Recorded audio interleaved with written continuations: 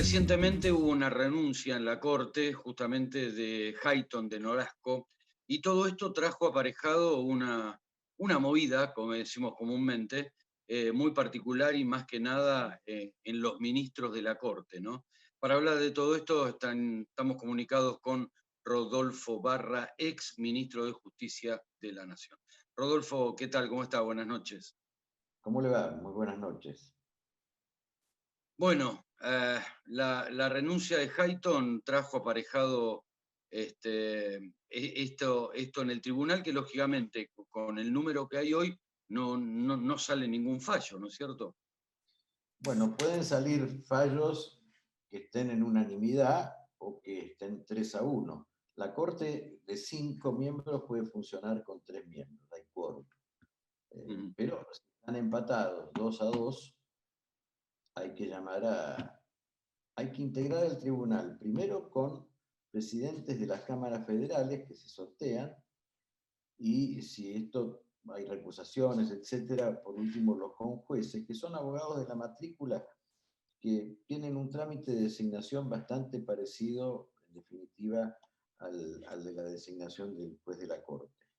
Pero los temas importantes, si no hay, como insisto, si no hay mayoría de 3 o unanimidad con los 4, los temas importantes normalmente la Corte se resiste a tratarlo con jueces, a integrarlo con miembros que no sean de la propia Corte, que no sean ellos mismos. Y esto es razonable, porque si no le da una cierta debilidad al fallo, ¿no? Porque uno quiere decir, bueno, falta el miembro pleno.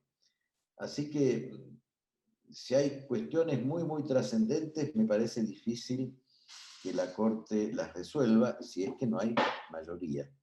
De todas maneras, la mayoría de 3-1 no es muy diferente de la mayoría de 3-2, es decir, igual con 5 miembros, 3 miembros pueden decidir una cuestión de la trascendencia que ésta sea.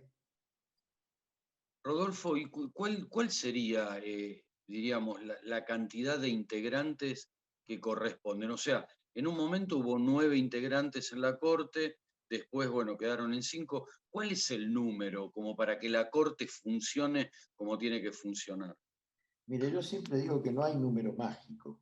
El número está en función de dos relaciones. Una relación con la población, con la cantidad de población, y otra con la, entre comillas, representatividad que puede cada miembro de la Corte ofrecer. Vamos, separo los dos temas. En cuanto a la población, mire, en 1853, nuestra constitución original, que todavía es vigente con reformas, había establecido un número de 9 jueces de la Corte. En ese momento la población argentina no llegaría a 8 o 7 millones de habitantes, no recuerdo muy bien. Tenían 9 millones, 9 miembros, también en ese momento la Corte norteamericana, y tomamos la inspiración, que eran ya 40 millones de habitantes. Hoy con 45 millones de habitantes pareciera chica la Corte de 5 miembros. Piense usted que el Superior Tribunal de la Ciudad de Buenos Aires tiene 5 miembros, que son 3 millones de habitantes. La Corte Suprema de Uruguay tiene 3 millones y medio de habitantes, son 5 miembros. Y en general, yo creo que no hay ninguna corte, en general todas las cortes de Latinoamérica son de mayor cantidad de miembros, los tribunales constitucionales de Europa también lo son, la Corte Suprema de Estados Unidos, ya lo dijimos, lo es.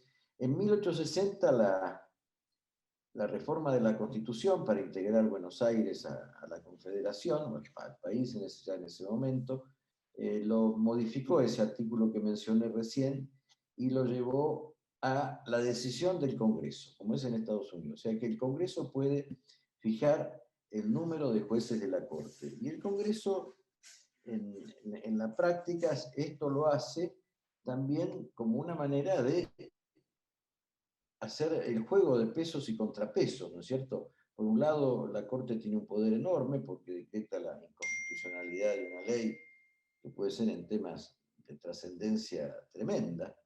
Y por otro lado, los representantes directos del pueblo eh, pueden influir sobre las decisiones de la Corte, lo mismo que los otros jueces, este, por ejemplo, ampliando el número.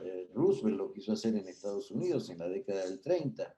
Él tenía un problema que la Corte conservadora, en ese momento, de una gran tendencia conservadora, le declaraba inconstitucional muchas de las leyes del New Deal.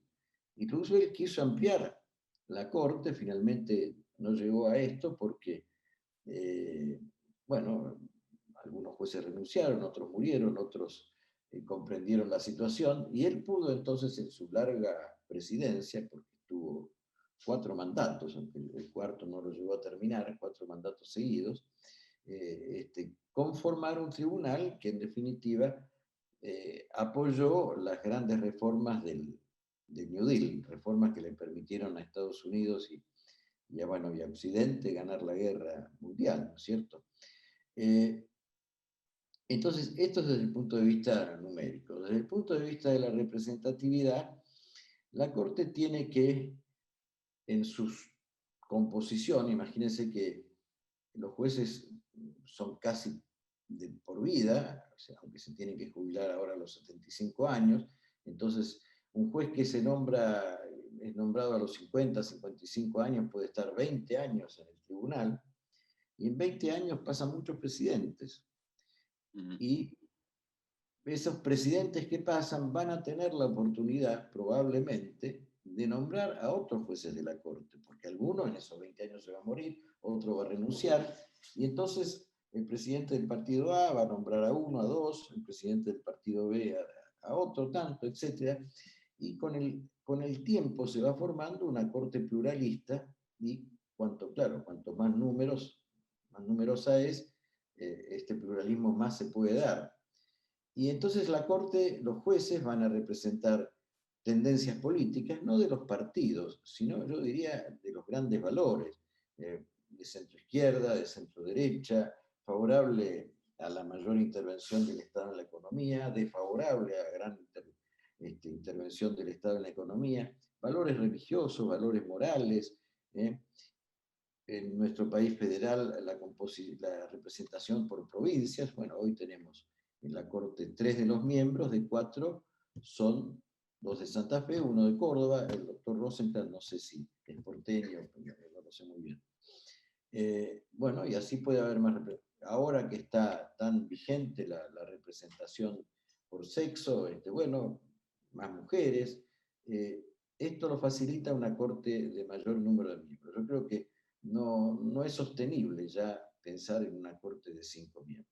Le cuento una anécdota. Si usted va a la sala de audiencias del Palacio de la Corte Suprema, tiene un estrado que es una maravillosa obra de artesanía, y ahí usted va a ver que estaba hecho para 9 jueces, están los 9 asientos. Y esto se hizo con el propio edificio del Palacio de Justicia hacia 1920, creo que es la fecha o aproximada. Así que siempre se pensó en un corte de 9 miembros o más. Yo creo que hay que ampliarla.